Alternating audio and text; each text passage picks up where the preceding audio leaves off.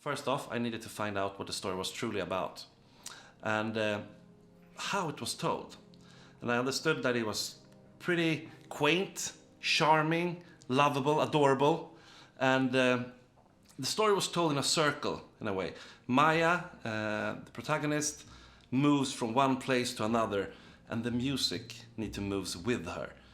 Also the sound, Daniel. Yeah, I think the biggest challenge was to kind of have different style when it comes to sound and music for the different parts of her journey throughout the whole movie. But at the same time, we had to keep it consistent and not make it sound like different movies through all the parts. I think that was the biggest challenge when it comes to the sound. Maybe you had the same challenge. I did. I had it because I started out creating a almost jazzy, dreamy, dream jazz, almost a Twin Peaks-ish sound in the beginning. Maybe not in the intro, but after that. Yeah. When Maya is struggling as an artist and she's walking around almost in a fantasy world, the urban fantasy world. You needed to find her specific sound and music for that. That's dreamy jazz. And then when she goes out on her journey, we needed to amp it up one bit at a time, so it's not too epic in the beginning, but it needs to be epic in the end. Yeah. So that's a challenge, I think. I wanted to see if I can make Stone Troll come to life and make it feel more realistic. I found these two stones outside my home, and I tried to record them in different ways, putting mics like inside between them and like outside contact mics, just to see if I can make some interesting textures. Is it morning already? Yeah. Was summer when I fell asleep. This is an interesting movie. This gave me kind of a feeling of those 80s, 90s movies I liked as a kid, with puppets and like a fantasy settings and very playful story and settings overall. And I felt like, yeah, I want to be a part of this. This looks like a fun project. Let's do it.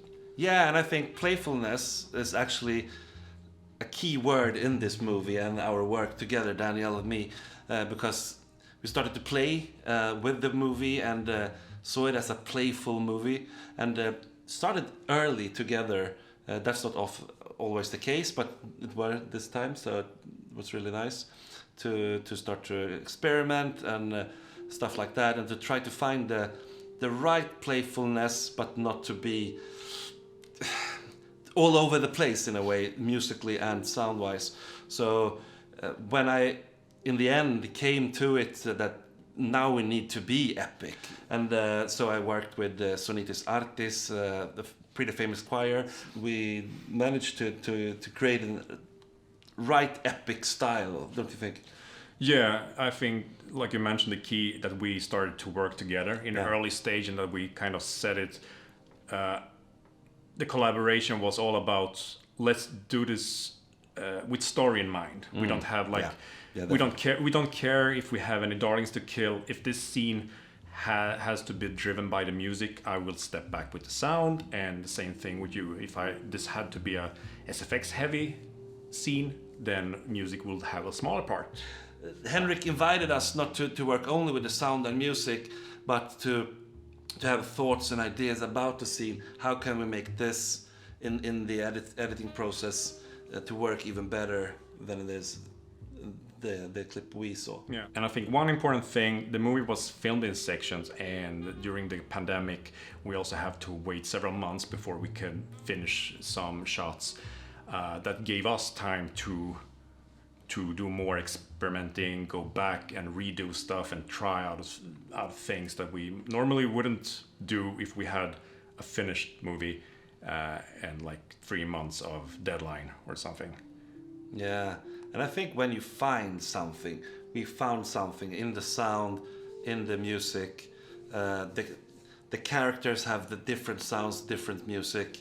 Themes, of course, that's common, but we found it. We found the sound, the voice of Maya and Arkwright, and the places Maya are visiting during the story, and so that's magic. So when we leave a place, it's kind of goodbye also in a sense in the movie, because we leave that sound, but in the end you have to like tie it up together, so it's one movie, not 5 movies.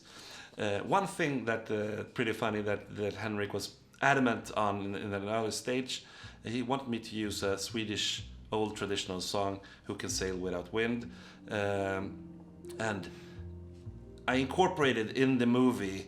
So, but Henrik had already did it because the Stone Troll hums the tune and stuff like that. So it was already there, but to, in a way, make my own thing of it. And I took in a celloist, cello player, who made a piece of it, and that was pretty fun to work with a traditional song and incorporate it into this sound.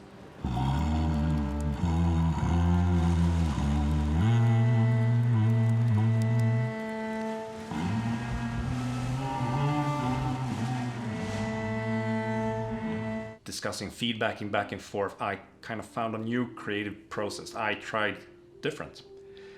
Just like someone in the movie says, try something different. And I tried to do the process differently from the beginning. I started doing other types of sound first. I mean, usually I start with the background, but now I try to do the more important sound effects and just trying from a different angle, try from a different order. And I think that creative process open up a new insight how I should build every scene. And I usually also start adding some stuff, a little bit of pieces to every scene, and then going back and adding more and more. But I think for this I try to like finish one scene as much as possible in that, just doing the whole scene to be as good as possible, and then move over to the next scene. And that's usually not a process I am used to work with, but I felt at that time it felt much better, and the scenes and the movie just built itself after a while. It kind of just came naturally, and you can easily see what was missing. And I think that many of us working with creative stuff like music, sound, art, movies, sometimes feel like Maya does. We are stuck in our own creative process, not getting out of that room. We're just doing the same thing over and over again. And sometimes all of us need a Mr. Arkwright to show us that there's something else outside this room. Sometimes we just maybe need help to show where is the door, or help to open the door. But yeah, I think a lot of us can identify us with Maya and what she's going through.